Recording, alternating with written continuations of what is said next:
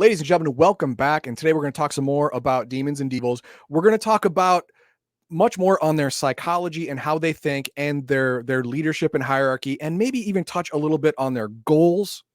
So you as a game master can put them into your game how they were meant to be played, and you as players can react to them in a way that is not only just useful, but fun. So here we go. The best tabletop RPG groups follow these core values to respect the campaign setting, the game, and the people at the table. Refer to the URL in the video's description to donate to the charity we support, the Wounded Warrior Project. Sunday on Rumble and YouTube, we provide tabletop RPG game, system, and setting overviews. Then on Friday, a panel of guests editorialize on the TTRPG hobby as a whole. Thursdays and Saturdays are when Heathen Dog leads his Dirty Casuals video game squad on twitch.tv/legionofmyth. Please like and share this video with your friends and on social media, and subscribe to Legion of Myth for more tabletop RPG content. I have an off-topic question for you. Are you guys still streaming on Twitch? Yes. We just did yesterday. That's weird because the thing that's supposed to give out the notification isn't working then. Oh, okay. All right. Anyway. So now we're going to talk about a little how Demons and Devils think and how it differs between the two races. So we're going to start top down. We're going to start with the leadership. Hades, which is the demon dimension, is ruled by Modeus. And I believe that is a mixture of Asmodeus and Moloch from D&D, but that's just me. That's just me. I don't know that for sure, but Modeus is the leader of the demons in Hades. His overall plan is to conquer the devils and make them worship demons as their masters.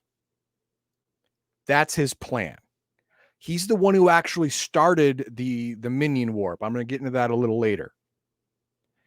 And he has created the structure that the entire plane uses on the daily. He created the laws. He created the strict hierarchical structures of society, and all of it is followed to as closely as evil beings can be made to follow laws. Right?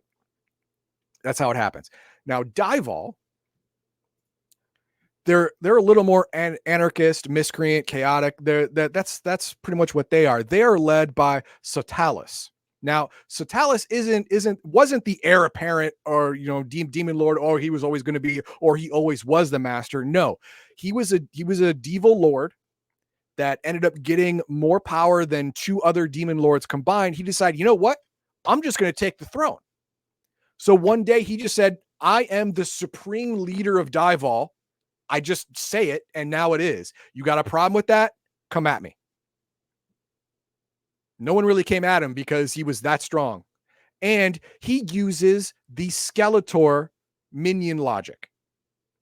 He keeps the people below him, the devils below him, all the other devil lords, fighting with each other so that none of them are strong enough to face him.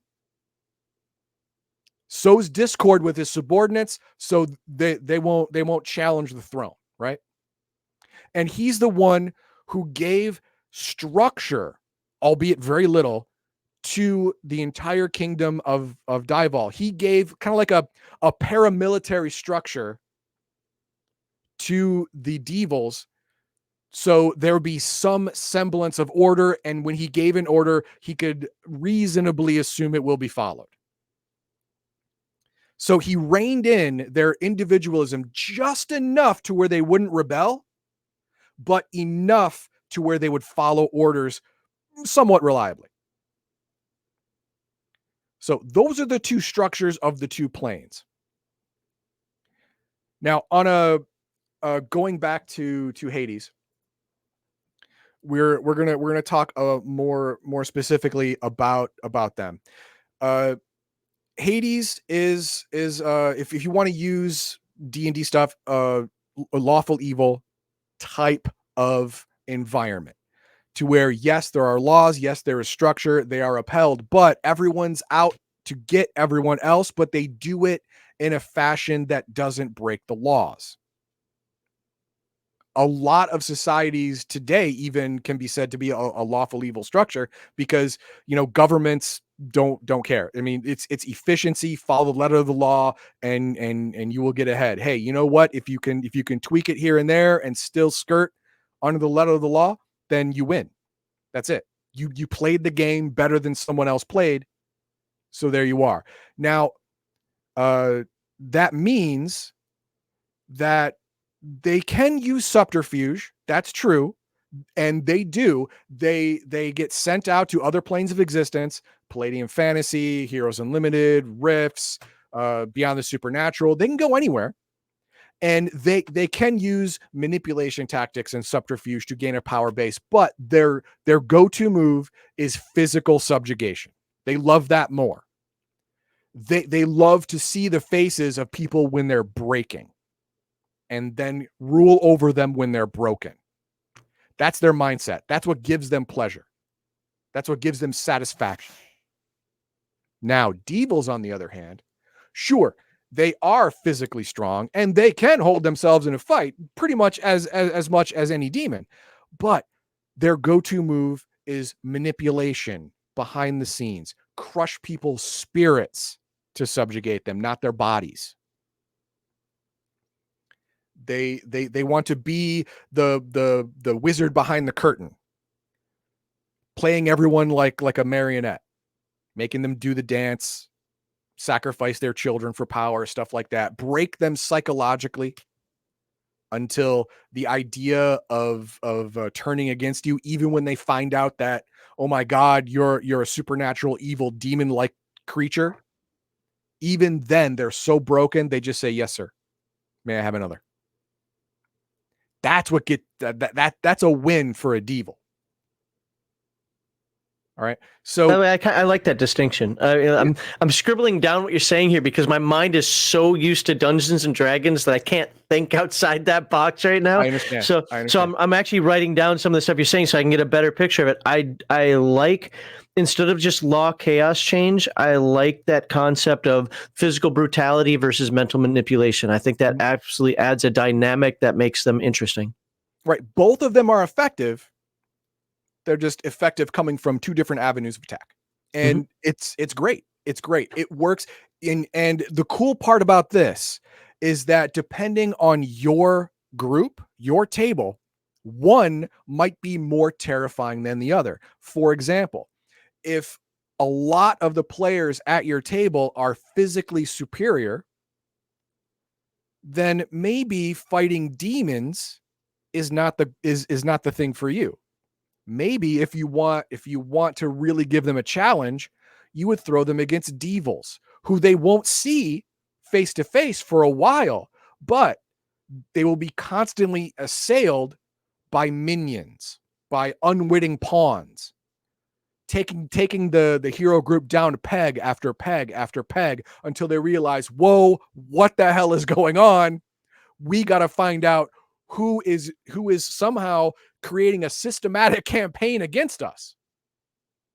And the opposite could be true for your group.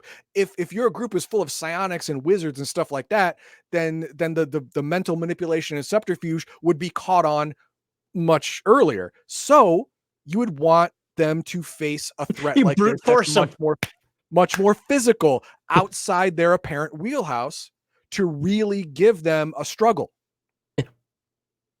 So those will be your play style depending on your group and your table. And of course, you as a game master, whatever you're most comfortable with and can enact with the most success, obviously go with that one. But if you think you could do both, then gear it toward your table.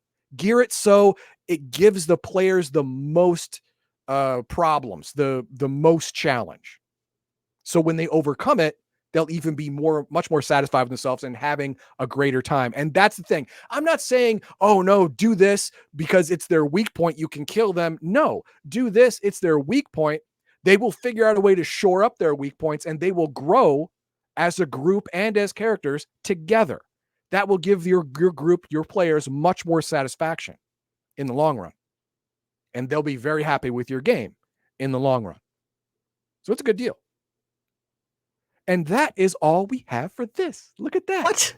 That's right. Next, we're going to talk about ways you can use them in your game more specifically. Now, I gave some ideas here. Oh, target your players' weaknesses. No. I'm talking more about inserting them into different worlds, how they would do that, how your players can respond, and what is the major game plan, including I'm going to talk about the minion war, which means the next one is going to be some reading from the books, and it's going to take a little longer, but it's going to have much more direct information. So what do we have for I only starred one. Okay. I don't know if it's the one that he was just mentioning. I see what one he's talking about. Yeah, I do remember when he posted that. I'll get to that in a moment. Now, Dragon's God, I think, goes well with these two books. Yes, it's especially if one of your characters is a priest, cleric, or follower of a god of light.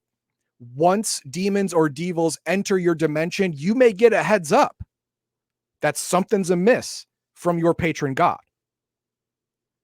And then later on, that can be used by the game master to give you breadcrumbs.